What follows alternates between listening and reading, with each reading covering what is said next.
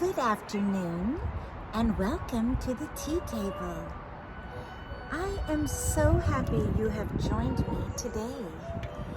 And we are now approaching the Easter week. And do you know, this tea talk today is our 1-year anniversary. And we are approaching Palm Sunday, which is what we were approaching last year. And I am just so happy you're all with me today.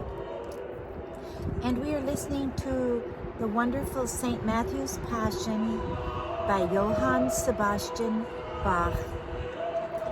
And it is perhaps the greatest piece of music ever written in modern times, well, since the time of Christ, because we don't know what the Old Testament music was like, the worship. You know, Bach used his Bible, and he had the entire book of Chronicles practically underlined because he was trying to get back to that pure, glorious worship. And it was Leonard Bernstein that I heard a lecture, and he said the greatest piece of music ever written is St. Matthew's Passion. And it's about the Passion of our Lord. And it's a perfect piece for today. Well, I was going to put my sunglasses on because it's so bright out here. So I think I'll wear them for just a little while. And I have brought something really special. These are vintage Easter egg decorations. And I want to show you how beautiful they are. And they are great big eggs. And then you can go like this and open them up and give somebody a special prize. I'm thinking of putting some of the Easter grass in them and putting a prize there for some of my kids that come for Easter. And then this is a very sweet one. This is vertical and this is horizontal. See the seam? And then it's on the other side this way. I just thought these were so lovely. I thought I have to share them with my tea family. And they're so different in their shape. I don't really think I can display them. I don't want to lose them. I don't want them falling off the deck here. So I think I'll just maybe put them aside and we may look at them again. But if you haven't gotten your tea yet, please pause and get your tea and I'll be waiting for you.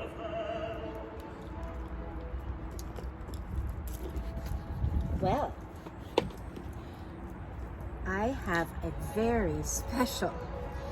Now, I've had so many comments on my teapot from last week. It's hard to go to the next level with that. But I feel this is very special. Well, and on my tea tray, you'll see, I put a lot of things. I have the creamer and sugar. I put the little treat. And then I put a little Easter card I got this week from one of you wonderful tea people. Yes, Annalisa, thank you. And this card is so perfect. It's vintage. And it has a 3-dimensional bunny on it. It's just precious. So maybe I'll let that sit there for now. I don't want to lose that either. I'll just let it sit down. It's a little windy. And the teapot I have has daffodils on it. And it's very old. And I'll tell you what it actually is. Do you see? It's from Germany and it's very old, probably 100 years old at least. And it's called a hot chocolate pot. This is what the ladies would pour hot chocolate for their families. This pot is from before World War I, before all the sad things happened in Germany. They had a good family life. I've read about them. And then this is also Bavarian German, my little creamer, and the little sugar, and that has roses on it. So they don't exactly match, but they're close, right? And then here's one more little vintage egg that's floating around. Peter Rabbit and his, there he is, beautiful. Well, the best thing I have today are the cups. And they are also very vintage. And I had never ever seen cups like this, but I have two. One for you and one for me. And I'm going to show you these cups because the handle is a butterfly. Isn't that, and it's yellow flowers, not daffodils, but kind of a lily flower. And then there's the lily on the saucer. Sorry, there's a little drip there. So, I'm going to pour out. And I looked these cups up, and there is quite a variety.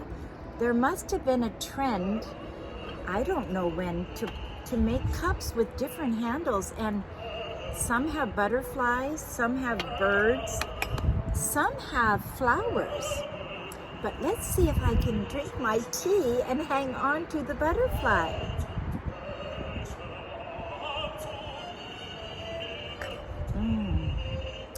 Oh wow, that's so nice. Outside is so nice. I really apologize if the noise is there. I have a little street noise above me, but this side is usually a little quieter. We'll just pretend like it's the roar of the ocean. The Puget Sound here is pretty calm. Occasionally gets rough. So I'm going to put my tea down now, and I'm going to show you the treat. And these are called chocolate whoopers, and they're from Canada. And what they are, when I took them out of the package, the chocolate, it's real chocolate, dark, coconut cookies. And then I put one little Easter egg to decorate. And when you do your tea tray, be creative. You can put anything on it. It's a lot of fun. And these are my pansies. I love my pansies. For our climate, the pansies are the most hardy flowers, and it's in a little Dutch vase. So it's hard to show you everything, and then there's more pansies here. This one has a lovely face. Oh my goodness, isn't that gorgeous? Don't you love purple and yellow for Easter? And then I have my pot here of my hydrangeas. I don't know if you can see them or not. I'll slide this down a little bit. Let's see. Whoops, these are so beautiful. They're a little bit high to show you, but see, there's a white one and a purple one and a pink one in the same pot. They are just so fabulous. I'm a little afraid to put them on my table. Oh, maybe I can. Let's see. And you can see them a little better. Aren't those just divine, the flowers? I love them so much. And I thought today I'm getting ready for Palm Sunday, and this scarf has kind of lilies and palms on it. And pink, and I thought I've got to wear pink. When spring comes, you know, I was thinking we have this wonderful, we first had Purim, remember? Queen Esther, and that's a big celebration, and St. David's Day in Wales, big celebration. Then St. Patrick's Day in Ireland, big celebration. And these are really Christian holidays, all of them. Passover, we're now entering, and we've been in Lent, and now we're into Palm Sunday. And then it is so perfect because God is making all the flowers grow all around us. And I have never loved a spring more than this spring.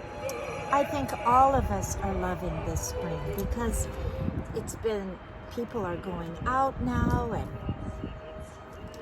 we're not having the lockdowns. And I just hope you're all having a wonderful, wonderful spring and getting ready for Eastertide. Well, I might turn this down a little bit. This is a little loud for me. Well, not that much. Let's see. Well, that was, maybe we'll have just the nature noises. I brought along, speaking of pink, I thought, I've got these eggs I'm trying to keep from rolling off my deck. And I found my pink purse.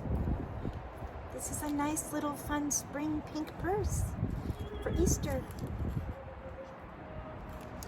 Actually for Palm Sunday.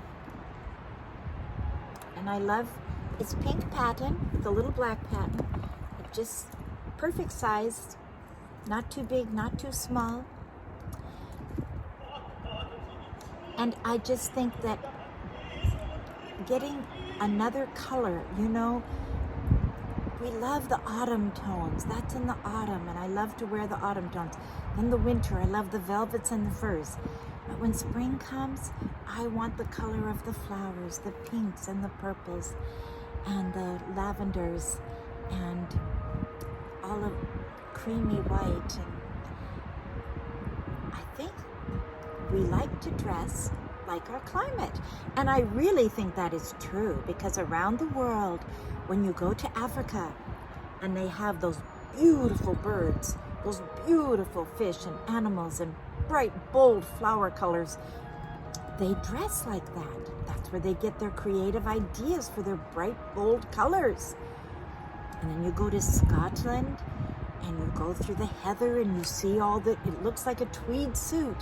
And they weave their cloth to look like nature.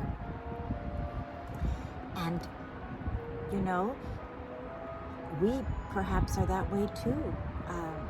Pacific Northwest, people seem to wear a lot of green and well, nowadays it seems that everyone everywhere is kind of wearing the same things, but because our world has gotten so small, you know? The world used to be very separate. When I first went to Europe years ago, every country I went to, I had to show my passport. I have my old passport. They give you a stamp and you had to change your money. Every country had their own money. And it was, you know, the French franc, the German mark, the Norwegian krona, Norwegian krona, of course the British pound. And the British pound was always complicated because they have a quid, which I think means it's a slang word for pound, and then they have the pence, and then the halfpence, and the halfpenny, and the halfpenny. And I ended up just giving them the money and trusting to give me the right change. Eventually, I sort of learned it, but you know, we grew up with money that is decimal and pretty simple. But in those days, every country dressed different also. Yes, they did. I can remember going to Germany, and this would have been the old people. Now, this was in the 1970s, so these people they were out in the field, dressed in their German costumes, working, and they had the long tools to trim the grass. There was nothing electric. And you would go in Switzerland up in the chalets. And I remember staying in a chalet and the lady was very elderly. And the tradition was they didn't want to ask you for money. And so when you left your money. They didn't come, they trusted everyone. They're so honest in Switzerland, so honest. And the bed, the down comforter was like this thick, and I'm not exaggerating, and the pillows. I've never, ever had a bed that comfortable in my entire life. But I feel that as we approach Easter, it's a time to draw close to God, and it's a time to love others and to reach out and invite others in. I am going to have people come for Sunday dinner on Easter, and I don't know for sure how many, but I'm going to open my home, and I think hospitality is so important. And even if you have one or two or a few extra from the family, invite, and particularly people that are alone, be sensitive to them and invite them in for your include. I think it's so nice to include. I have a friend, a wonderful friend, and her name is Jeannie, and she was born in China or Taiwan. Her family go back 5 generations to missionaries in China, and they're still there. The Chinese government actually invited her family to establish a mission station because her grandfather is so beloved. They built a statue to him because he gave his life during World War II, helping the Chinese, saving them when they were at war. So that's kind of another side to the story. But I said all that to say this. Jeannie, though she lives in America and her husband's a doctor, she runs her house like a mission station still. And she reaches out to all the international students. And when they have a holiday like Easter or Christmas, she might invite 10 international students from the University of Washington home. She has a ministry there. She has a ministry to the doctoral and the postdoctoral students that come from foreign countries. And she invites them to her home. And isn't that beautiful? And she's very rich because she does that. She's rich in deep joy because the greatest way to get joy is to give something to someone else, particularly when they cannot give you anything back. And even, I've told you before, even writing a letter, writing a little note, and sending a little something to someone will bring them cheer, and you'll feel so happy inside because that's what God told us to do. Remember, Jesus said, "Give, and it shall be given unto you." And life is a flow. When we receive these beautiful flowers, this was a gift to me, and I love these flowers. I'm going to plant them. And you know, these flowers are going to keep going because these flowers will come back every year. God willing, if I take good care of them. And they are, to me, receiving a gift of flowers is very special. And you can give a few flowers to someone or a plant. It doesn't have to be big. It's truly the thought that counts. Well, do you have plans for this weekend? I have actually the darlingest little cloth on this table. I wish you could see it. I might try to move my camera and show you this cloth because it has ducks. See, it has ducks and Easter scenes on it. And I think that is so special. So if you have in your family, you know, a little cloth or like this, you know, I have a few things I pull out every Easter, put them on my table or decorate, put them on your tea card, and Easter came so fast this year. I have bunnies somewhere that I haven't gotten out yet. But I am going to plan to get them out still. We still have a week and almost a week and a few days. And we can decorate our houses and bring happiness to those who live there. Well, I hope you have had a wonderful week. I have, and I have been thinking about all of you, and I have been doing my studies also.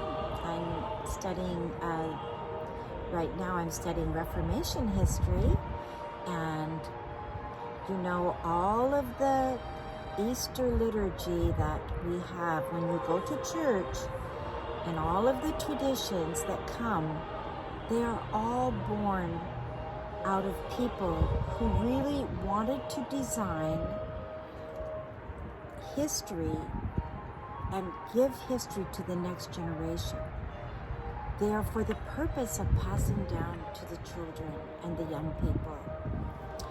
And you know, in our area, I don't believe there's any St. John or St. Matthew Passions coming, but you can pull it up online and you can get the words, and you could cast it to your TV and have an evening with your family and enrich yourself, because St. Matthew's Passion is all God's Word put to music. And what it means, you know, each of the Gospels, Matthew, Mark, Luke, and John, write the story of Christ. Well, that is the version found in St. Matthew's. Then Bach also wrote St. John's Passion, which is from the book of John. They're just a little bit different. They basically have the same storyline, and it's about the fact of, you know, the crucifixion, the death, and the glorious resurrection and ascension of Christ. And it's our promise. And so try to go to church, Palm Sunday and Easter. You will not be sorry. Take that day and give it as a day to God and for rest, and to let your soul be fed. Well, I hope you have a wonderful, wonderful Easter week. And if your church has next week, the Maundy Thursday or the Good Friday, go, because this is the first time people have been able to attend in several years. So don't miss out, and take someone with you. Well, thank you so much for joining me today, and I will look forward to seeing you next time.